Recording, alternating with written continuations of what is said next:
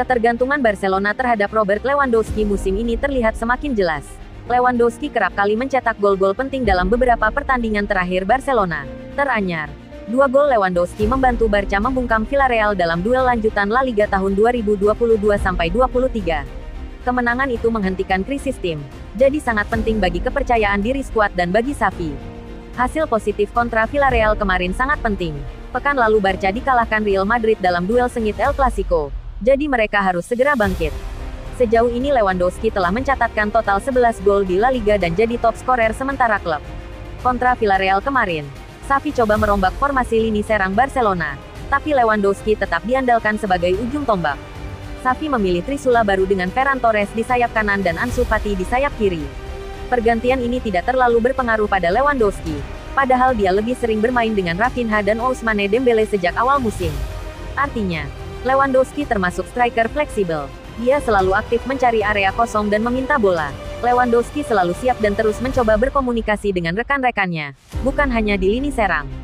Bahkan, kerjasama Lewandowski dan Pedri tampak berjalan sangat baik. Kombinasi dua pemain ini menghasilkan skema-skema serangan apik Barcelona. Lewandowski mencetak 2 gol ke gawang Villarreal dan menyelamatkan Barcelona dari tren negatif. Dia sudah mencetak total 11 gol di La Liga, plus 5 gol di Liga Champions. Terlebih, brace kontra Villarreal adalah brace keempat Lewandowski di Liga. Dia juga mencetak 2 gol ke gawang Real Sociedad, Valladolid, dan Elche. 2 gol tersebut juga mengakhiri puasa kecil Lewandowski. Dia sempat gagal mencetak gol di 2 matchday, yaitu duel kontra Real Madrid dan Celta Vigo. Sejauh ini, setelah 10 pertandingan La Liga, Lewandowski hanya 3 kali absen mencetak gol. Ketajamannya tidak perlu diragukan lagi.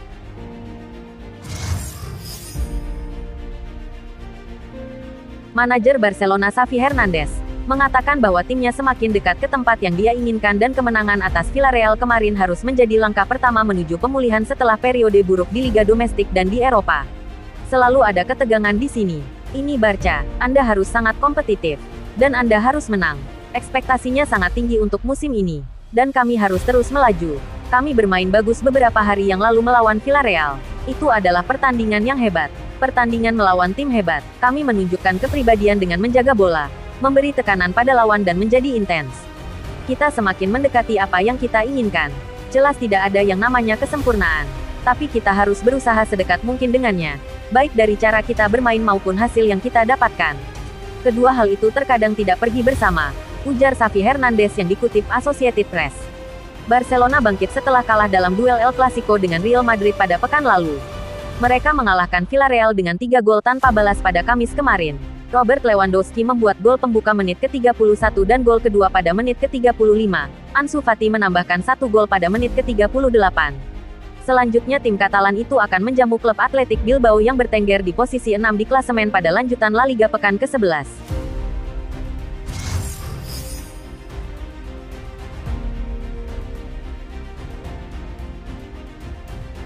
Presiden La Liga, Javier Tebas, kembali memperingatkan Barcelona bahwa mereka harus menstabilkan kondisi keuangannya atau akan menghadapi konsekuensinya.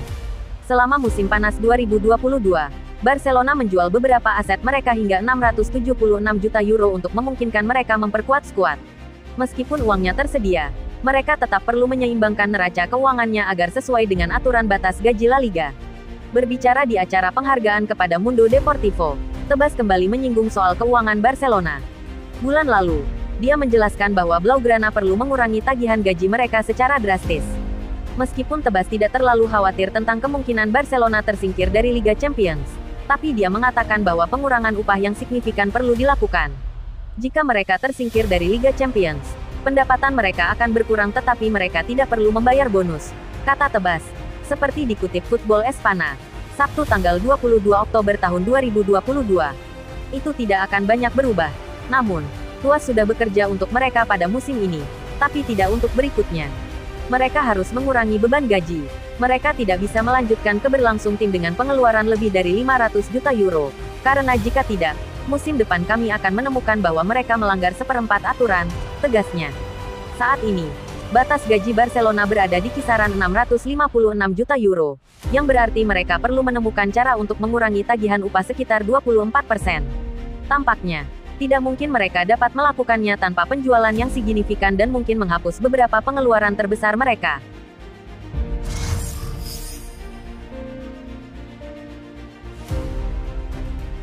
Barcelona bakal menatap era baru musim depan, terutama memasuki musim keduanya bersama pelatih Xavi Hernandez. Sang pelatih tetap akan memimpin proyek Blaugrana agar lebih berprestasi lagi. Xavi masih mendapatkan dukungan penuh di kursi pelatih Barcelona. Laju inkonsisten beberapa pekan terakhir tak lantas membuat Xavi tertekan. Pihak klub masih mendukung penuh. Memang musim ini kritik fans terhadap Xavi sudah beberapa kali berkumandang. Fans Barca melihat kemerosotan level tim musim ini jika dibandingkan dengan musim lalu. Xavi dinilai telah membuat sejumlah kesalahan dalam pengambilan keputusan, khususnya dalam memilih starting 11.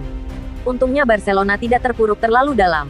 Pihak klub juga masih menunjukkan dukungan penuh pada Xavi. Bahkan, kabarnya musim depan Xavi akan memulai revolusi tim tahap 2. Mengutip ESPN, revolusi yang dimaksud adalah upaya untuk melepas 4 kapten Barcelona. Saat ini, 4 kapten yang dimaksud adalah Sergio Busquets, Gerard Pique, Jordi Alba, dan Sergi Roberto. Keempatnya mulai kehilangan menit bermain. Alba dan Pique tidak lagi jadi starter. Sergi Roberto bermain karena cedera sejumlah pemain Barca. Busquets jadi satu-satunya yang masih jadi starter.